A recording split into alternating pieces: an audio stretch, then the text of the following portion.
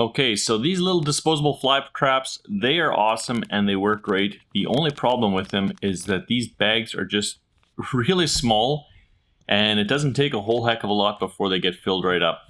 So to supersize these, you're just going to need a 5-gallon pail with a lid. You'll need a drill with one of these drill attachments works great because you can kind of stretch that hole later on, you'll see that. And a tube of any kind of sealant, caulking, whatever. PL, whatever you have laying around. To begin, you'll just need to take that plastic piece out of the fly trap. So it doesn't really take much here, just push in towards the trap and then kind of peel it out. And voila, we've got this thing out. Don't throw the bag away. There is a bait at the bottom of that little satchel or whatever. So we'll want to keep that for baiting our trap. I just drilled a hole right in the center of my pail and it's almost big enough, but I did kind of have to go side to side and around a little bit to stretch that hole so that that whole trap, just the bottom portion there, will fit in. You can see it doesn't quite fit. So if that's the case, just stretch that hole out a little bit, get it from side to side, and until the plastic piece of that trap fits in there nicely and nice and snug like you can see here. Now I don't want any of these flies to come out after I trap them, so that's why I'm using the sealant, just so that they can't squeak their way through that little tiny gap that's there.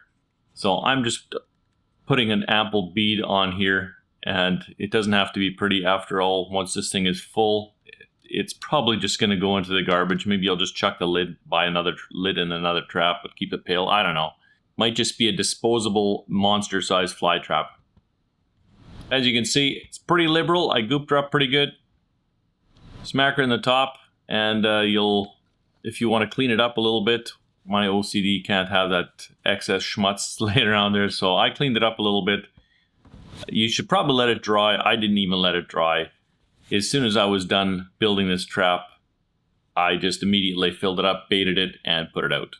Now once you have this whole thing built, that bait packet at the bottom of that bag, chuck that in there and fill it about, I don't know, a third of the way, quarter to a third, somewhere in that vicinity of water, and that's all there is to it. Then we're going to chuck the lid on, and you'll want to make sure that these things are on a far corner of your yard because they do smell. They are pretty nasty once they, especially once they get going and the flies kind of die in there and the maggots start to crawl through.